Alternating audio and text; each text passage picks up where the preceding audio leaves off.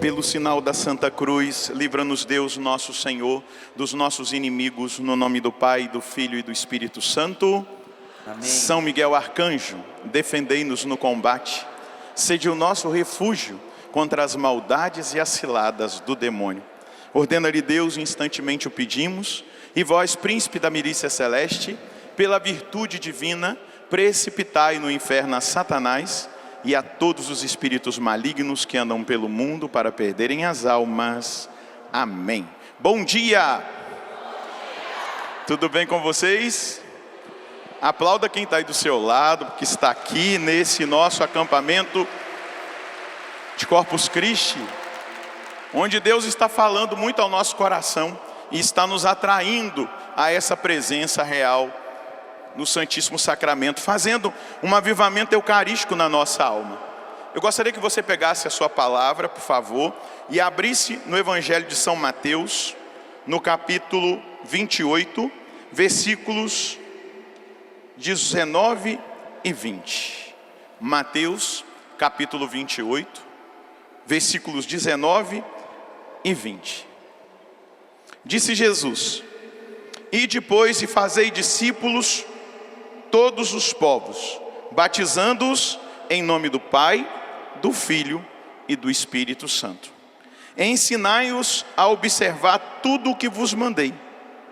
Eis que estou convosco todos os dias, até o fim dos tempos. Diga comigo essa última frase. Eis que estou convosco todos os dias, até o fim dos tempos. Diga mais uma vez: eis que estou convosco todos os dias, até o fim dos tempos.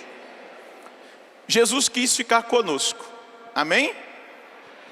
E é Ele que está declarando. Aqui é o final daquele tempo onde Ele ensinou, depois da sua ressurreição, sobre o reino aos seus apóstolos, aos seus discípulos. Agora Ele ascende aos céus, mas Ele vai dizer: eis que estou convosco todos os dias, até o fim dos tempos. Mas antes dessa declaração final, Ele já tinha revelado qual era a forma dele permanecer na igreja até o fim dos tempos. Eu acredito que você já leu essa palavra muitas vezes, mas vamos lê-la de novo. Vai lá em Marcos, capítulo 14, versículos de 22 a 25. Marcos, capítulo 14, versículos de 22 a 25. Enquanto estavam comendo, eles estavam na última ceia. Então Jesus agora, nós vamos vê-lo falar conosco de uma forma dele permanecer conosco todos os dias. Uma forma acessível, que nós podemos experimentar. Jesus tomou o pão, pronunciou a bênção, partiu e lhes deu, dizendo: tomai, isto é o meu corpo. E tomando na mão o cálice, deu graças e passou a eles, e todos beberam. E disse-lhes: este é o meu sangue da nova aliança, que é derramado em favor de muitos. Em verdade, não beberei mais do fruto da videira, até o dia em que o beber novo no reino de Deus. Vai no Evangelho de São João, no capítulo 6. João, capítulo 6, versículo 51. Nós estamos fazendo um exame das Escrituras primeiro, para a gente entender a forma que Jesus quis permanecer conosco todos os dias até o fim dos tempos. Então, agora, o Evangelho de João, no capítulo 6, se vocês se lembrarem, no Evangelho de João não tem o relato da instituição da Eucaristia. Quando a gente celebra a Quinta-feira Santa, a gente examina, reflete no Evangelho de São João. E o que está lá? O lava-pés. Então não há o relato da instituição da Eucaristia, como em Marcos, Mateus, em Lucas, mas ele já havia falado da Eucaristia no capítulo 6. Então, versículo 51 do capítulo 6. Eu sou o pão vivo que desceu do céu. Quem comer deste pão viverá eternamente. E o pão que eu darei é a minha carne para a vida do mundo. Os judeus discutiam entre si: como pode ele nos dar sua carne a comer? Jesus disse: em verdade eu vos digo, se não comerdes a carne do Filho do Homem, não beberdes o seu sangue, não tereis a vida em vós. Quem come a minha carne e bebe o meu sangue tem a vida eterna, e eu o ressuscitarei no último dia. Olha quantas promessas. Continua Jesus: com efeito, minha carne é verdadeira comida e o meu sangue é verdadeira bebida. Quem come a minha carne e bebe o meu sangue permanece em mim e eu nele. Como o Pai que vive me enviou e eu vivo pelo Pai, também o que comer de mim viverá por mim. Este é o pão que desceu do céu. Não é como o maná que os vossos pais comeram e morreram.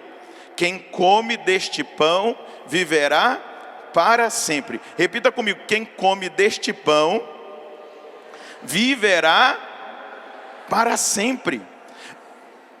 Versículo 59. Assim falou Jesus ensinando na sinagoga em Cafarnaum. Muitos discípulos que o ouviram disseram então: essa palavra é dura, quem consegue escutá-la? Percebendo que os seus discípulos murmuravam por causa disso, Jesus perguntou: isso vos escandaliza? Que será então quando virdes o Filho do Homem subir para onde estava antes? O Espírito é que faz viver, a carne não serve para nada. As palavras que vos falei são Espírito e vida. No entanto, há alguns entre vós que não creem. Jesus sabia desde o início quem eram os que criam e quem o haveria de entregar. E acrescentou: por isso eu vos disse, ninguém pode vir a mim se não for concedido pelo Pai. A partir desse momento, muitos discípulos se afastaram e não mais andavam com ele. E Jesus disse aos 12: vós também não quereis ir embora?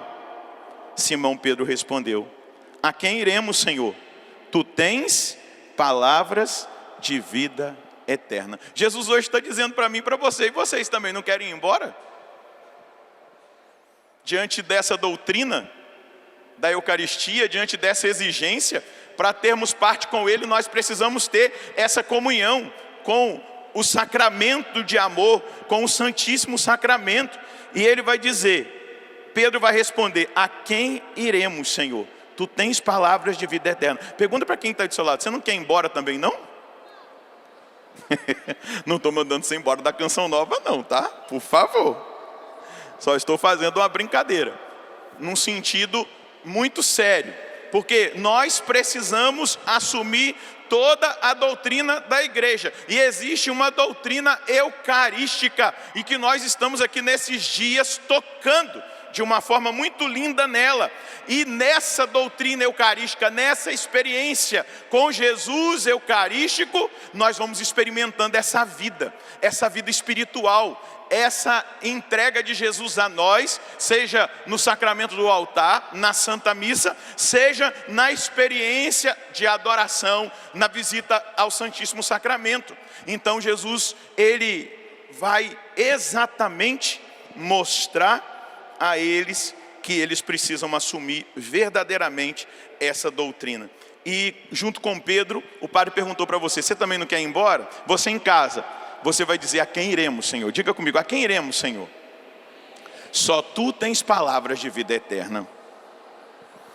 Agora, para concluir essa realidade da doutrina bíblica, vai lá na 1 de Coríntios, agora é o apóstolo Paulo. Nós vimos Jesus até agora.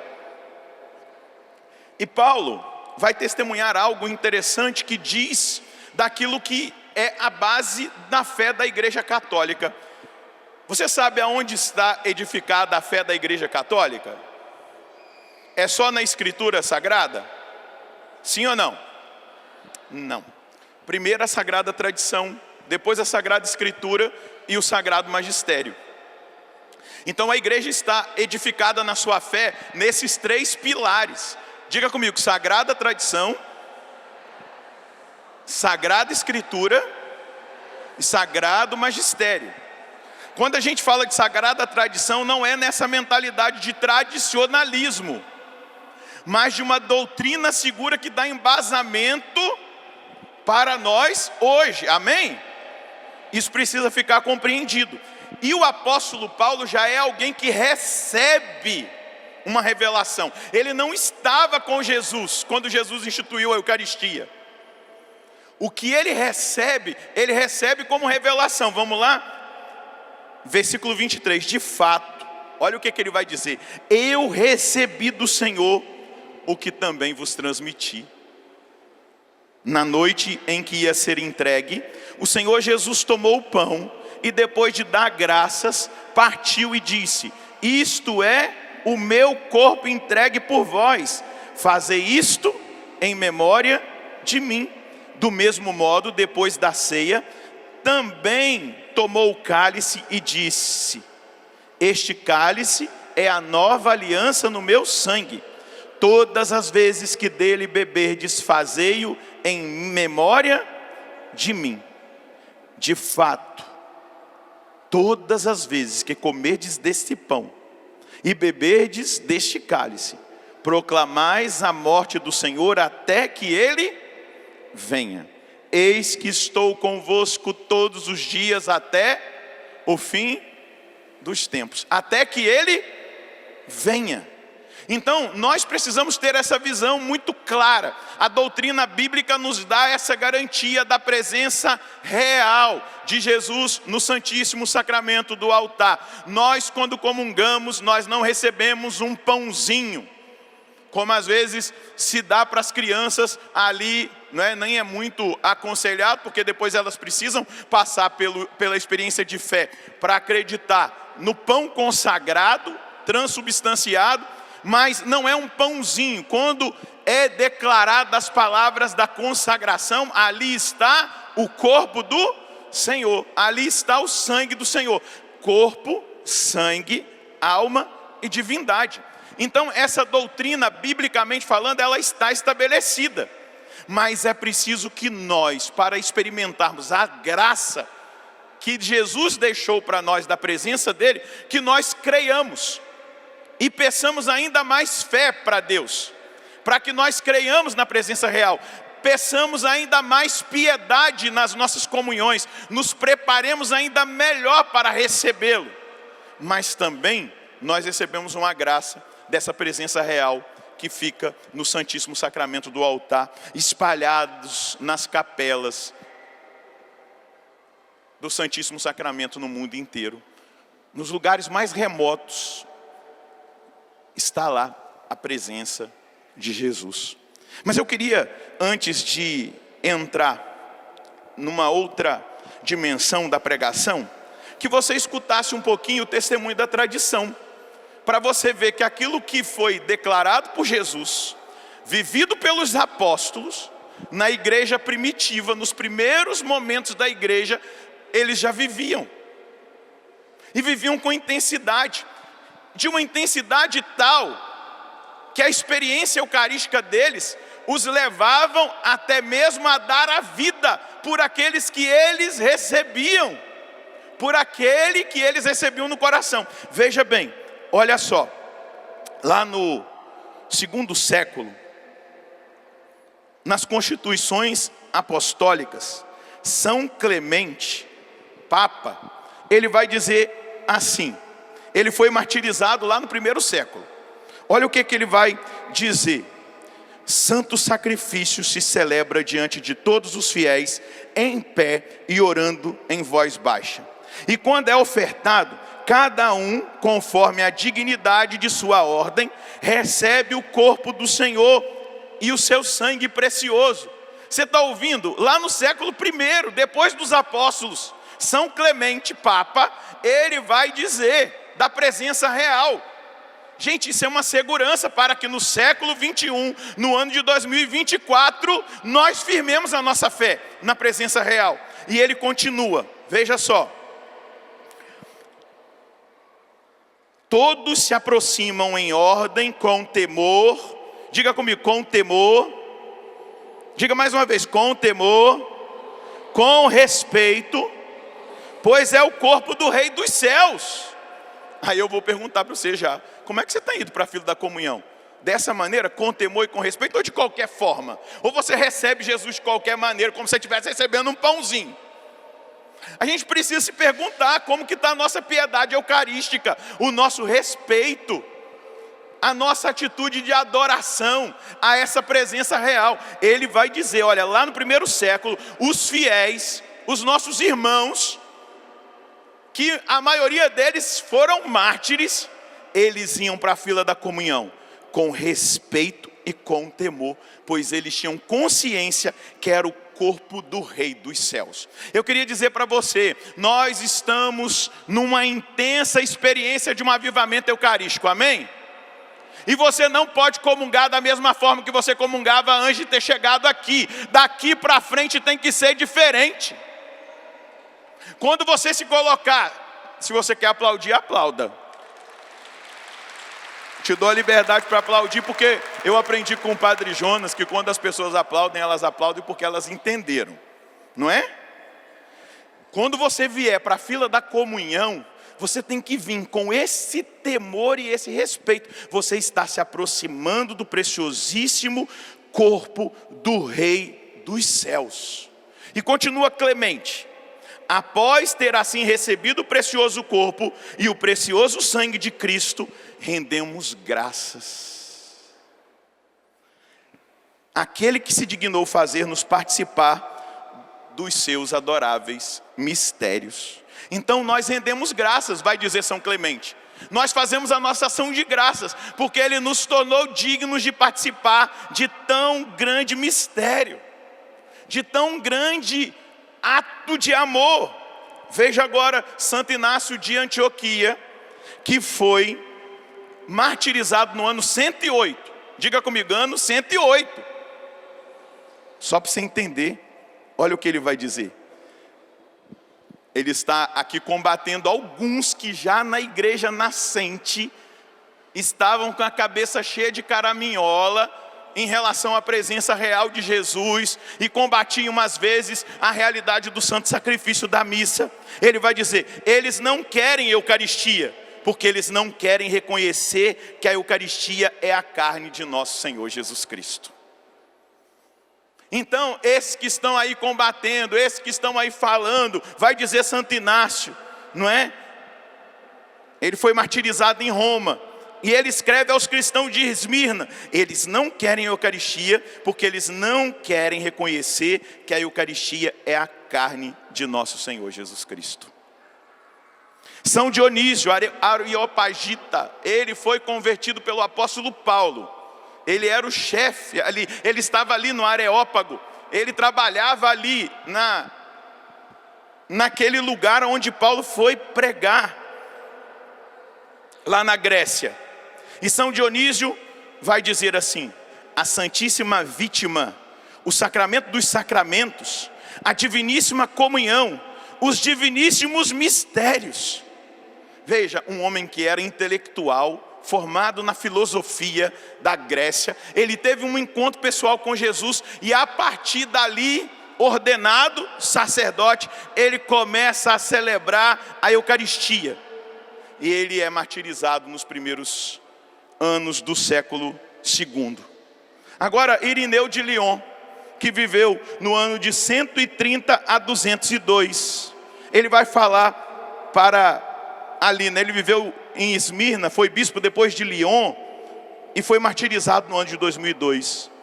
Ele vai dizer, o pão sobre o qual a consagração é pronunciada é o corpo de Jesus Cristo e é o cálice do seu sangue.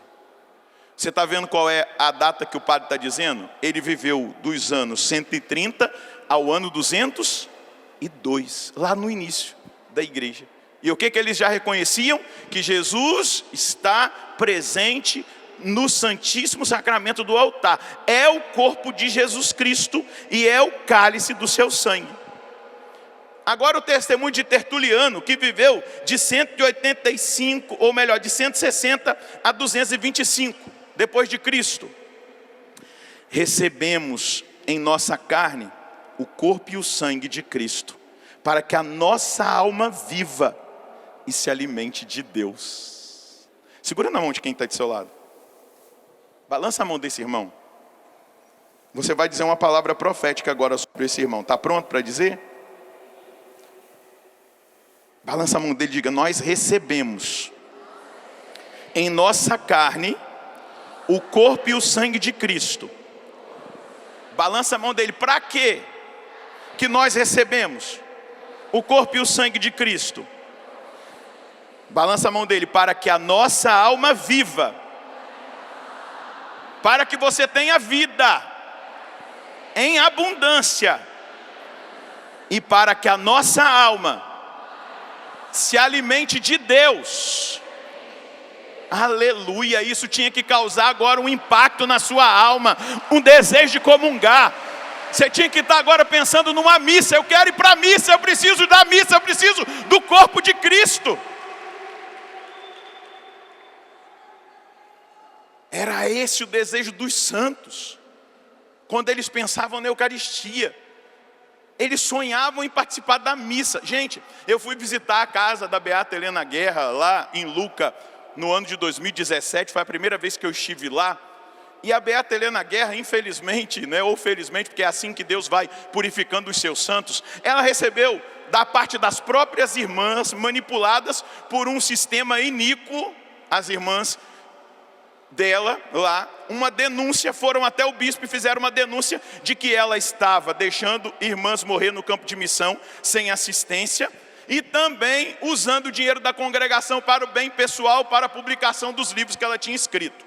E ela recebeu durante 7 anos, em estrita obediência, um silêncio obsequioso, em que ela não era permitida conversar com as irmãs, ter contato com elas. Ela ficou no 2º andar, lá no escritório e no quarto dela, nos lugares ali.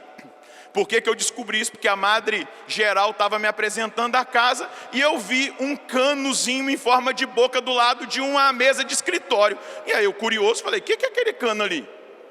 Em forma de boca.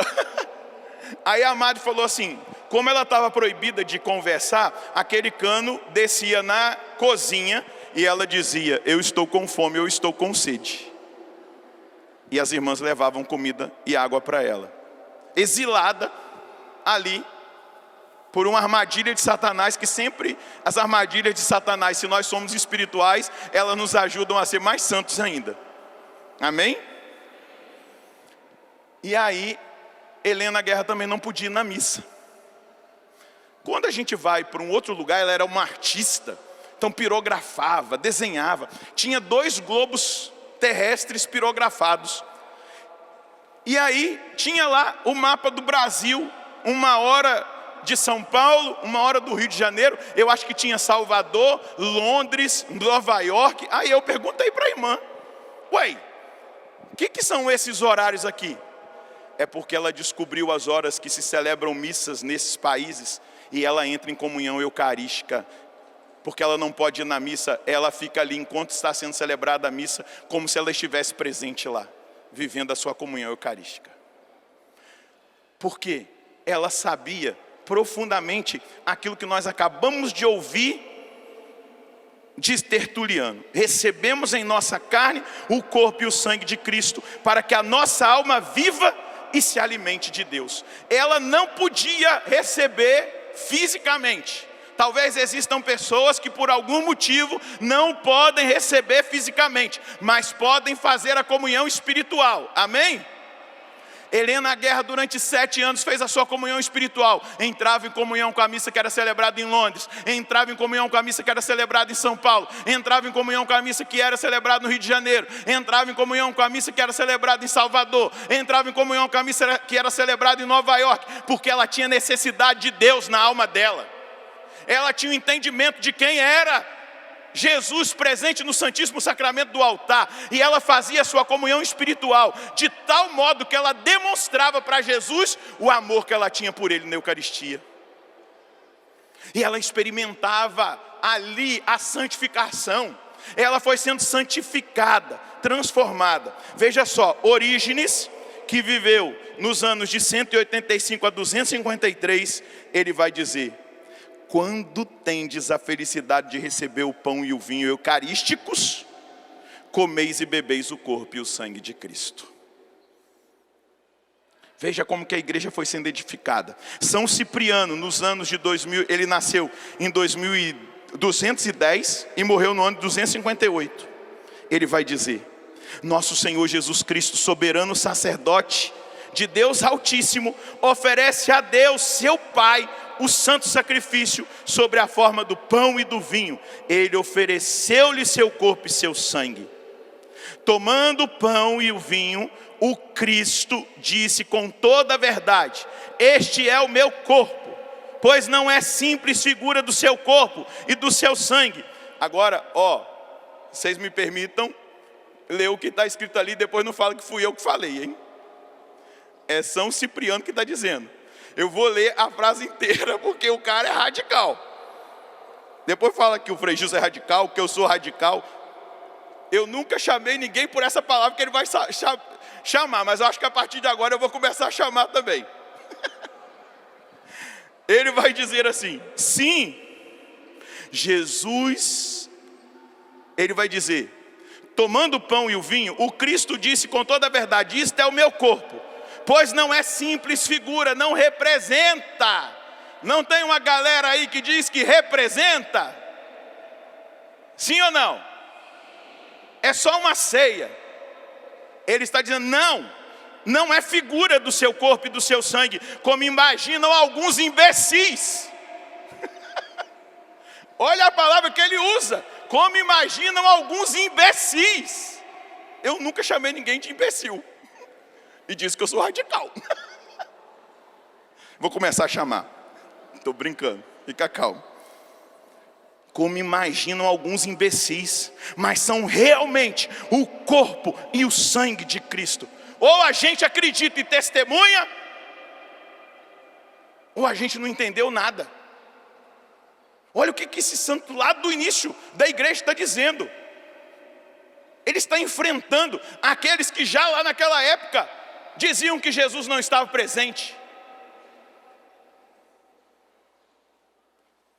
E ele vai dizer: sim, Jesus Cristo deu àqueles que creem nele a sua própria carne e o seu próprio sangue.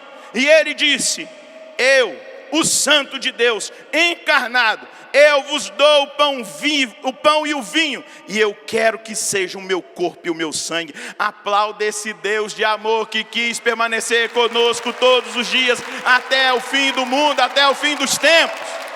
Deixa eu dizer, ele está presente na igreja católica, muito vivo e ressuscitado. Você diz, não vou falar que eu estou dizendo não, você assim diz, São Cipriano, seu imbecil. É nós. E deixa eu te dizer, existe muito imbecil dentro da igreja católica. Pior ainda, se os imbecis estão fora da igreja católica, voltem, nós estamos te esperando. Jesus também. Mas a imbecilidade dentro da igreja católica é grave. A forma com que nós lidamos com a presença real de Jesus, como nós vivemos a Santa Missa, eu fico escandalizado, às vezes que eu estou celebrando, e eu não fico falando toda hora, porque isso é muito chato. Mas durante a missa a gente lá no celular. Gente, desculpa, isso é o que São Cipriano está chamando os imbecis. Isso chegou a um nível de imbecilização. Eu estou participando, vivendo o santo sacrifício do Senhor, e eu estou distraído. Ou eu fico de lero-lero, como se eu estivesse na praça. Esses dias eu fui celebrar uma missa na hora da comunhão, parecia que eu estava numa feira.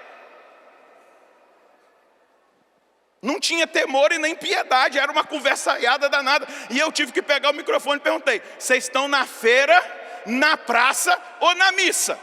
Gente, isso é muito desagradável. Você tem que ficar toda hora puxando a orelha, falando. Mas eu tive que falar, porque eu sou padre, preciso ensinar o certo. Eu falei, vocês me desculpem, eu amo vocês, estou falando assim porque eu amo. Vocês deixem para fazer esse futrico na praça ou na feira, mas aqui não. Aqui nós temos que reconhecer quem nós estamos recebendo e quem está se sacrificando por nós. Se você assumir, eu te garanto, se você assumir uma piedade eucarística, se você viver bem a Santa Missa, se você viver bem, se preparar, se você viver bem a ação de graças, se você buscar a presença real de Jesus no sacrário, em adoração, eu te garanto que você vai progredir espiritualmente, a vida de Deus vai crescer na sua alma, e você será fortalecido e nada te abalará, nada te seduzirá desse mundo. Mas nós precisamos entender quem se entregou por nós. Isto é o meu corpo, este é o cálice do meu sangue. E como Ele é um Deus de amor, Ele não quis só se entregar a nós na Eucaristia. Ele quis ficar no sacrário, atraindo a cada um de nós. Eu tenho capela na minha casa, isso é uma graça.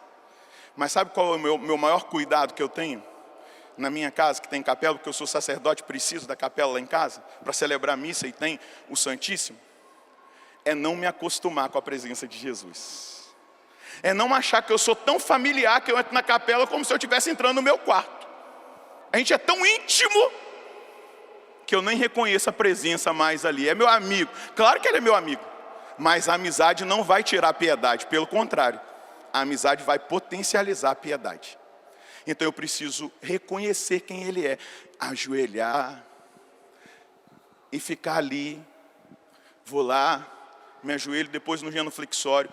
Às vezes eu vou para o trabalho, deixei para adorá-lo lá na Canção Nova, em Brasília, onde tem a capela. Então a capela lá da minha casa está fechada, mas ela é caminho para eu entrar no carro. Ali eu não estou me colocando como modelo, eu estou dizendo o seguinte: eu não posso me acostumar com a presença dele. E diante de Deus todo joelho se dobra, não é? E toda língua confessa que Jesus Cristo é o Senhor, para a glória de Deus Pai. E ali, perto da janela da capela, eu me ajoelho e digo: Jesus, eu estou aqui, viu? Eu queria estar aí dentro, mas eu estou aqui.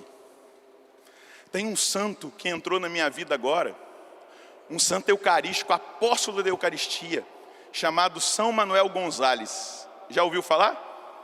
Quem aqui já ouviu falar de São Manuel Gonzales? Não? Talvez eu vou dizer o nome que ele recebeu: o bispo do sacrário abandonado. Alguém já ouviu falar? Olha a frase de São Manuel Gonzales: Jesus, me faça tão pequeno que eu consiga passar pelo buraco da chave do sacrário. E quando eu estiver lá dentro, me faça tão grande que nunca mais eu saia de lá da sua presença.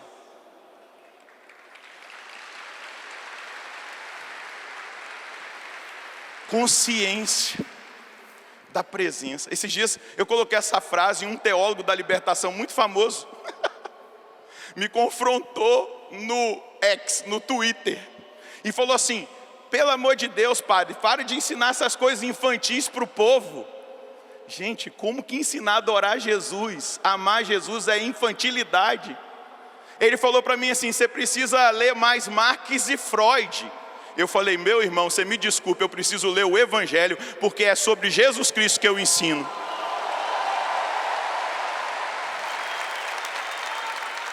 E ele me confrontou, e eu debati com ele, eu tive que responder. Eu falei: agora eu entendo porque que essa criatura abandonou. Jesus, me faça tão humilde, tão pequeno, que eu reconheça a sua presença, porque o que eu mais quero é estar na sua presença, que eu consiga passar pelo buraco da chave do sacrário. E quando eu estiver lá dentro, o Senhor me faça tão grande que nunca mais eu consiga sair de lá. Gente, isso se chama adoração. Isso se chama um coração atraído por essa presença, porque Ele quis estar conosco, mas Ele quis. Será que eu tenho desejado estar com Ele? Como está a nossa adoração? Nós estamos sendo um povo eucarístico. O Brasil só será transformado, a nossa família só será transformada quando nós dobrarmos o nosso joelho diariamente diante de Jesus sacramentado. Enquanto a gente continuar perdendo tempo no celular, nos TikToks da vida, perdendo tempo diante de tanta coisa que distrai, nós ficaremos no raso. Os grandes santos foram grandes adoradores. Carlo Acutis, vamos aplaudir o Carlo Acutis que vai ser canonizado. E olha, o Carlo Acutis não é da época lá de trás que não tinha internet, não. Ele é um cyberapóstolo. Ou seja, ele usou da internet para evangelizar. Até hoje, se você entrar na internet, está lá o domínio que ele criou para divulgar os milagres eucarísticos. Divulgar a mensagem de Fátima. E sabe o que Carlo dizia? A Eucaristia é a estrada que me leva para o céu. Um menino de 14 anos. A mãe dele diz que ele ia 3 vezes na missa por dia. Uma vez, o pai dele vendo a piedade, a santidade, reconhecendo, a família dele não era devota, mas a devoção de Carlo atraiu a família dele.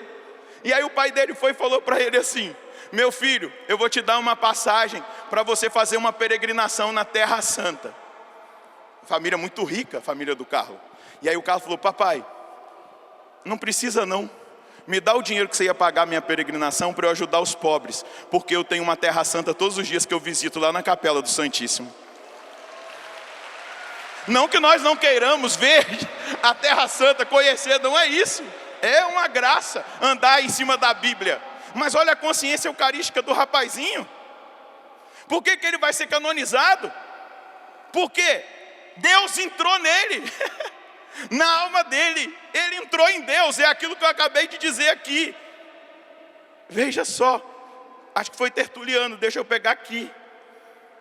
Recebemos em nossa carne o corpo e o sangue de Cristo, para que nossa alma viva e se alimente de Deus. Então o que o Carlo fazia? Se alimentava de Deus na Eucaristia e tinha a alma dele cada vez mais experimentando essa zoe, essa vida espiritual, essa vida divina, e ele adorava Jesus. Tem um cardeal, eu trouxe aqui o testemunho dele para você ver. Ele teve um encontro com Maria Teresa de Calcutá. Ele, quando foi ordenado, ele teve um desejo imenso de visitar Madre Teresa de Calcutá, porque ele era encantado com a obra de Madre Teresa. Ele pegou, saiu de Roma, lá da Itália, eu não lembro se ele estava em Roma, pegou o avião e foi para a cidade lá na Índia, onde Madre Teresa estava, lá em Delhi.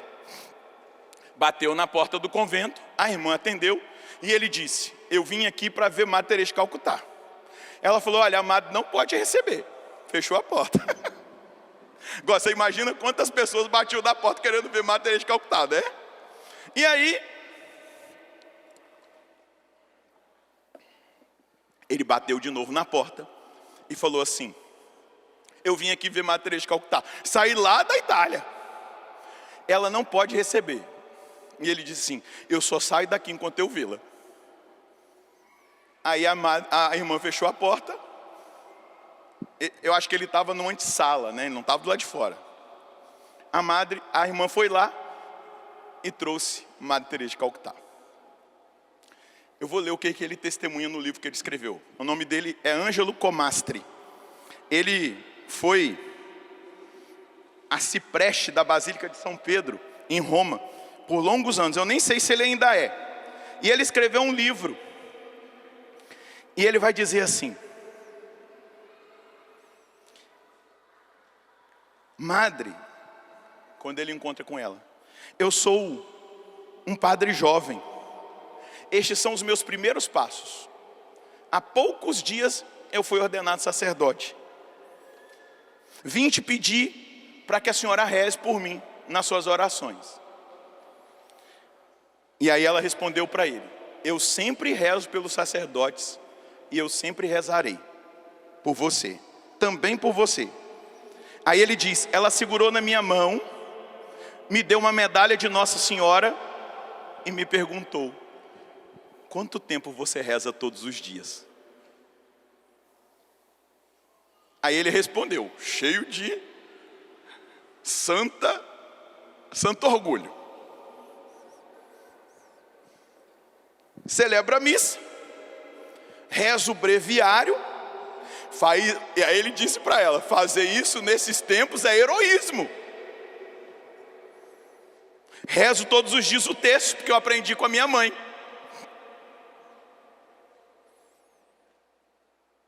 E faço isso com muito boa vontade. Ela olhou para mim com os olhos cheios de amor e me disse, isso não basta, meu filho.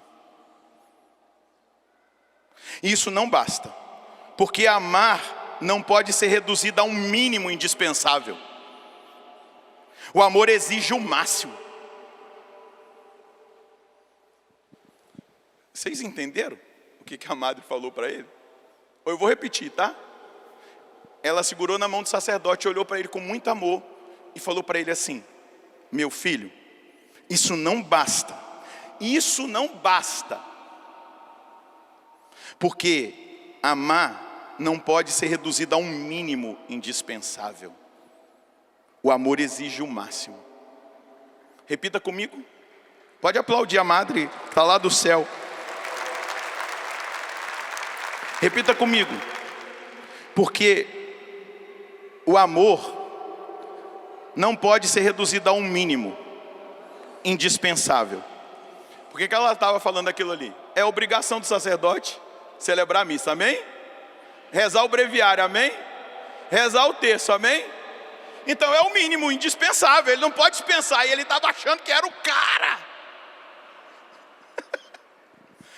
Aí ela vai dizer, o amor exige o máximo. Diga comigo, o amor exige o máximo. Diga mais forte ainda, o amor exige o máximo. E aí ele vai dizer para ela, olha a resposta que ele dá. Madre, da senhora eu esperava essa pergunta.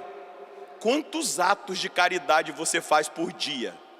Porque ela era um modelo de caridade. Aí ele diz assim, o rosto dela se tornou severo.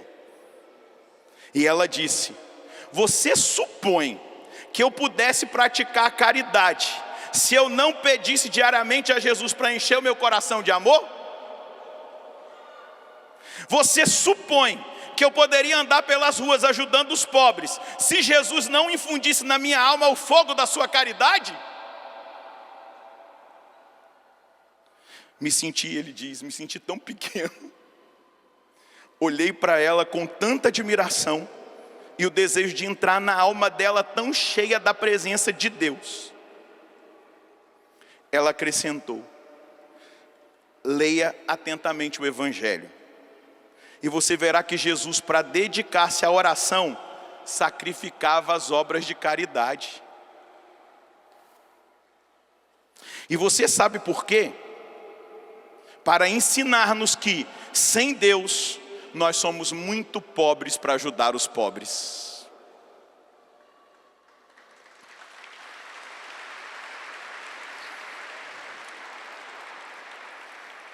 Aquele neo-sacerdote vai dizer assim, as palavras de Madre Teresa me penetraram de tal forma que eu repeti lentamente no meu coração, sem Deus, nós somos muito pobres para ajudar os pobres. Por isso que nós vemos Madre Teresa horas e horas com o joelho dobrado diante do sacrário.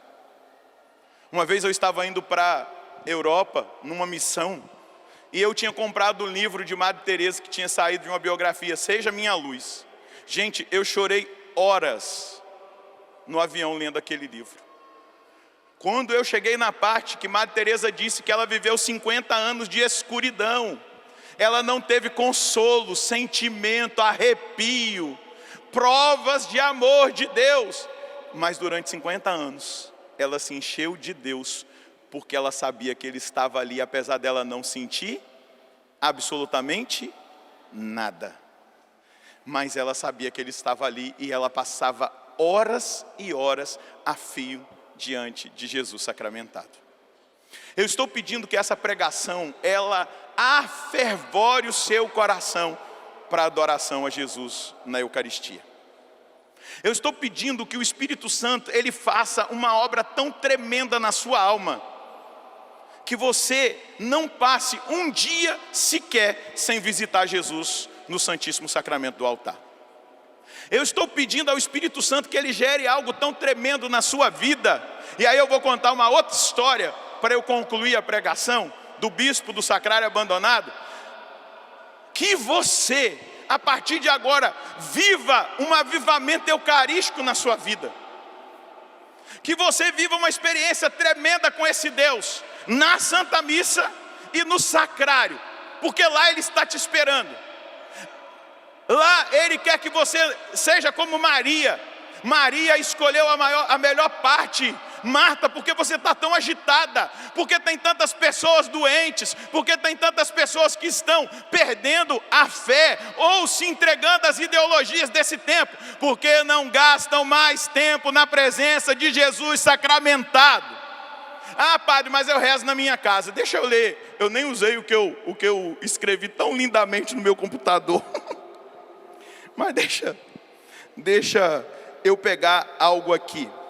Vocês já ouviram falar da beata Alexandrina de Balazar?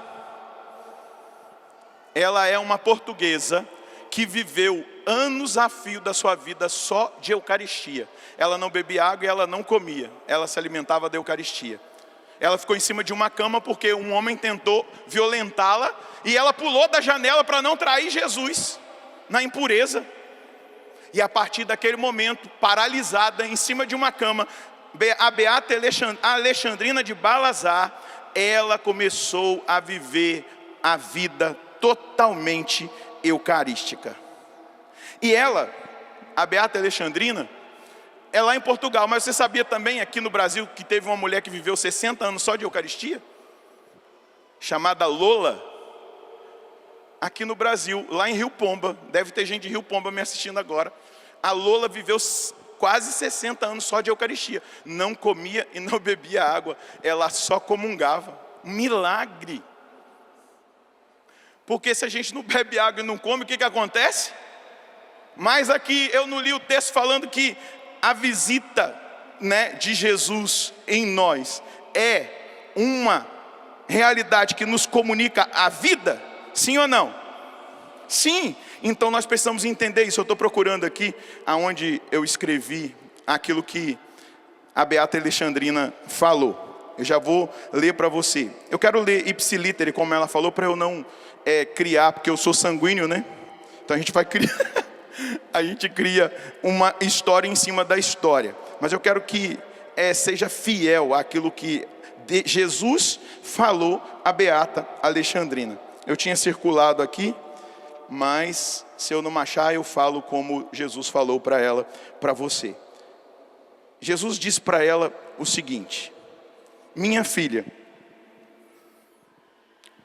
as pessoas que oram diante do crucifixo fazem uma grande obra, mas não maior obra acontece na vida das pessoas que dobram o joelho diante da minha presença no Santíssimo Sacramento. Padre, eu rezo muito, mas eu rezo em casa.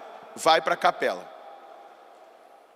Vai adorar Jesus na capela. Deixa Ele falar com você. Senta aos pés dEle. Deixa Ele te curar. Fala das suas misérias. Fala das suas dores. Fala das suas lutas. Fala daquilo que muitas vezes você tem enfrentado. Fala da sua família. Apresenta a Ele aquilo que tem sido o motivo das suas lutas. Jesus disse para ela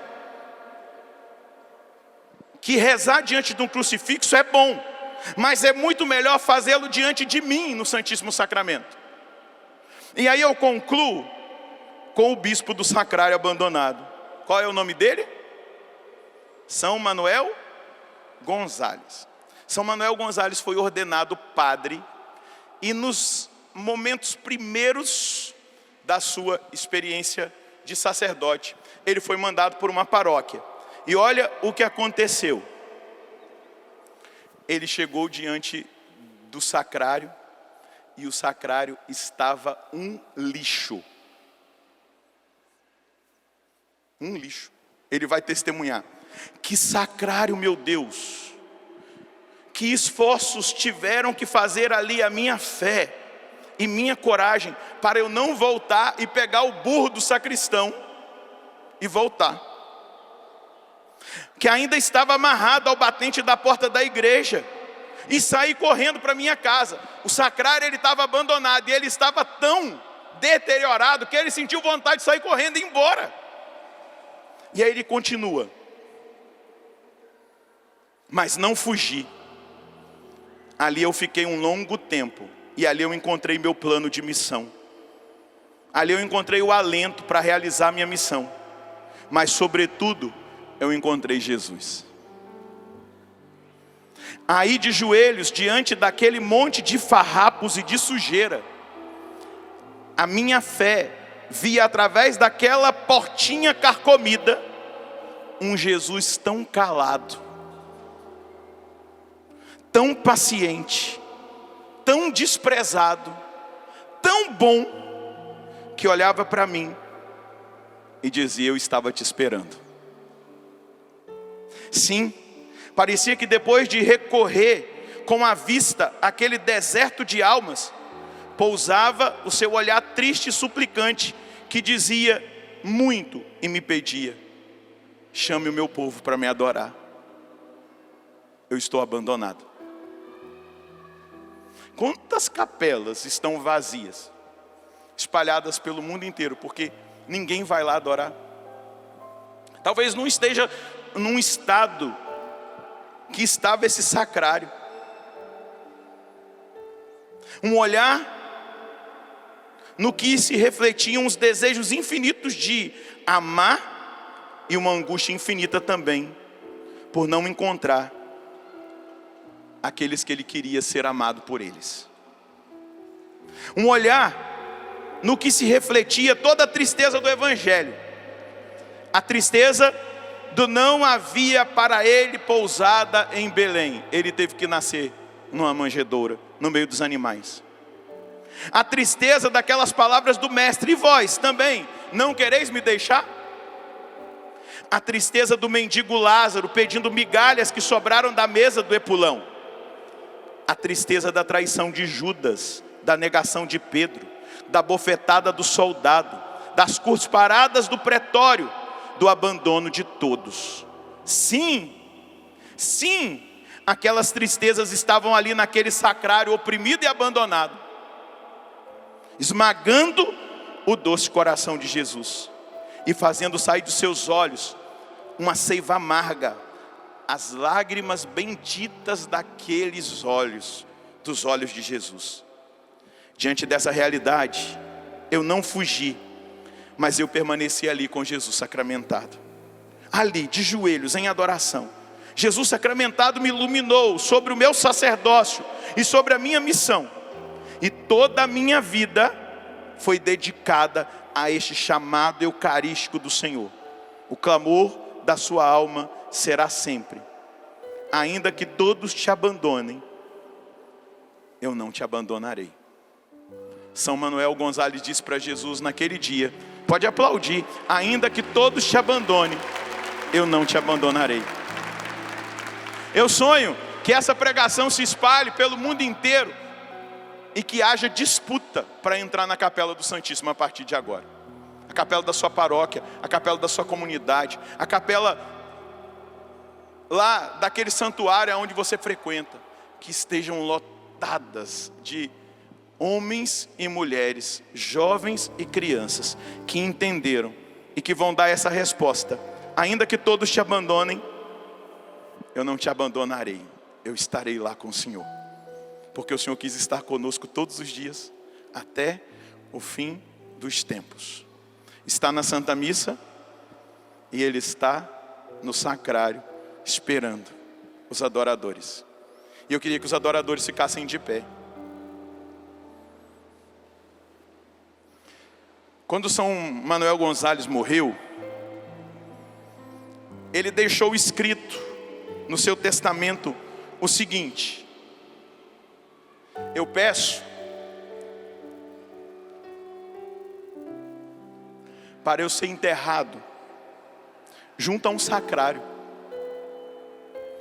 para que os meus ossos, depois de morto, como a minha língua e a minha pena durante a vida, estejam sempre dizendo aos que passam: aí está Jesus, aí está Ele, não o deixeis abandonado, não o deixeis abandonado. Ergue os seus braços, feche os seus olhos. O Senhor falou com você nessa manhã, falou pela pregação do Frei Gils, pelas orações que foram feitas, pelos sinais que Deus deu aqui, como o Peter mesmo indicou ali a luzinha vermelha, como está a luzinha vermelha lá do sacrário, esperando a gente. Aquele homem que teve uma experiência terrível de ver um sacrário abandonado, mas ali entendeu o chamado, ele respondeu a nosso Senhor, se tornando um adorador, um bispo eucarístico. Então pede para Deus agora, pelo Espírito Santo, que a sua alma seja uma alma eucarística a partir de agora. Que você busque o Senhor todos os dias da sua vida, que você não vai deixá-lo abandonado. Faz agora um compromisso com Ele, faz agora um compromisso de amor. Você não quer amar pela metade, você quer dar o máximo do seu amor. Fala para Ele aquilo que é indispensável. Não, você não quer só dar aquilo que é indispensável, mas você quer dar o seu tempo, a sua generosidade, o seu amor.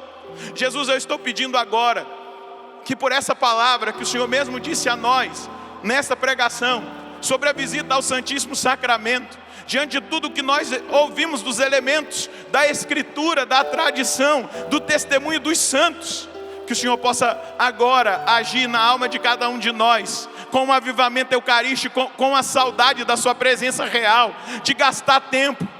Eu na Canção Nova tenho uma regra de adoração, mas eu não quero adorar por regra, eu quero adorar por amor, eu quero avançar o tempo da minha adoração por amor, porque eu não quero dar o que é indispensável, o que está na regra, eu quero dar mais, eu quero mais da sua presença. Faz com que a minha alma sacerdotal, ela seja fervorada agora de piedade, de temor, de amor pela sua presença real. Faz com que o meu coração bata agora no compasso do seu coração eucarístico, bata agora no compasso da sua presença real. Aqui a Canção Nova é um território eucarístico, existem inúmeras capelas do Santíssimo aqui.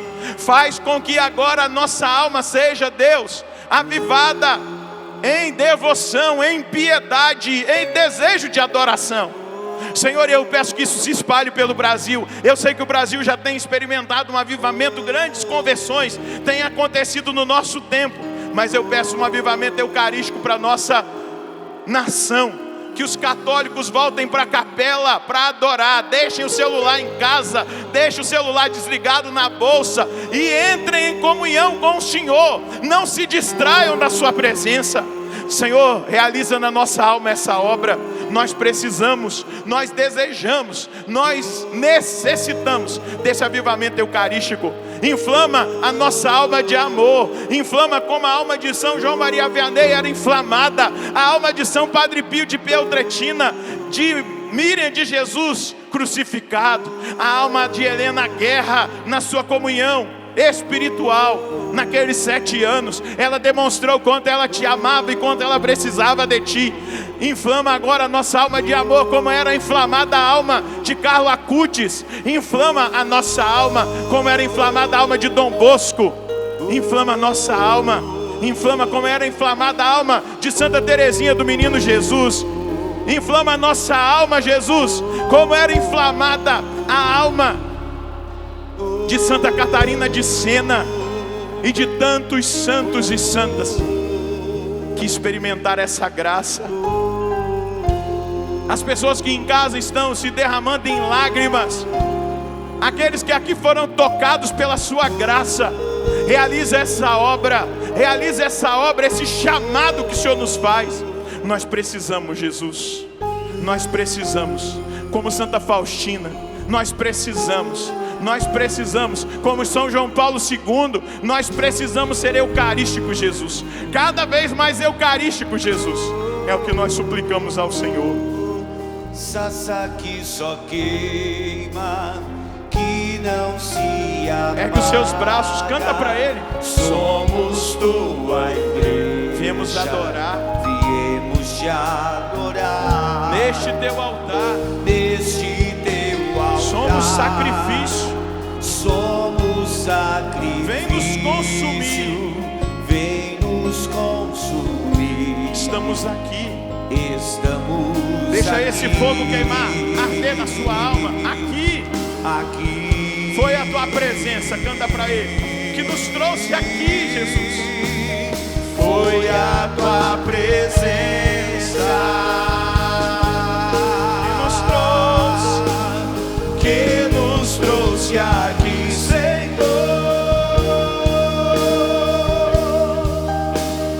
Não desistiremos De te perseguir até te encontrar, canta para Ele. de te perseguir até te encontrar diante da tua glória. Não podemos ficar de pé, Não podemos ficar de pé. Mostra quem tu és. Vem nos visitar, nos fazer queimar de novo. pegue os seus braços e ore em línguas por um instante. Solta a sua voz. Iria larabari, alarabari, alarabari, alarabari, alarabari, alarabari, alarabari, alarabari, Shria larabari, alarabari, candarabari, alarabari, alarabari, alarabari. Faz queimar de novo, Jesus, pelo poder do seu Espírito na nossa alma, o desejo pela sua presença, o desejo pela adoração, por gastarmos tempos na sua presença, por te adorar, Jesus. Realiza na nossa alma essa obra de avivamento eucarístico. Que cada filho, que cada filha que aqui está seja avivado agora na adoração eucarística, se sinta atraído a visitar a sua presença. Aqueles que acompanham de casa, aqueles que vão assistir posteriormente essa pregação, aviva a nossa alma. Aviva, Jesus.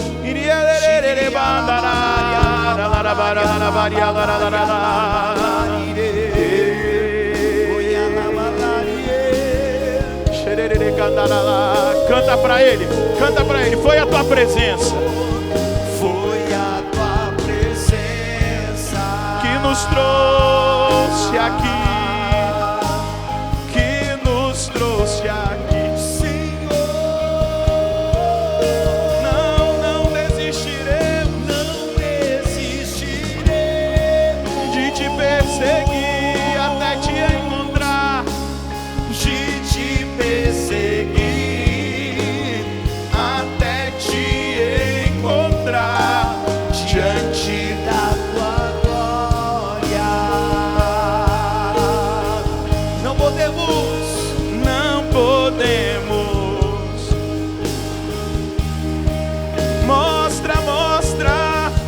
mostra quem tu és. Vem nos visitar, nos fazer queimar. nos fazer queimar de novo. Erga os seus dois braços e diga, pela intercessão de São Manuel Gonzalez, você vai dizer assim: ainda que todos te abandonem, Ainda que todos te abandonem, eu não te abandonarei, Jesus. eu não te abandonarei. O Senhor não Jesus. ficará abandonado no sacrário da minha paróquia, O Senhor não ficará da minha abandonado no comunidade, sacrário da minha paróquia, da porque minha eu jamais te comunidade. abandonarei. Eu não te abandonarei. E eu Jesus. quero pedir que o selo da bênção possa selar esse avivamento na sua alma. Avivamento eucarístico, atração, um Deus que te atrai para a presença dEle. Bênção do Deus Todo-Poderoso, Pai, Filho e Espírito Santo. Só quem ama Jesus Eucarístico faz festa aí para Ele. Pode aplaudir o nosso Deus.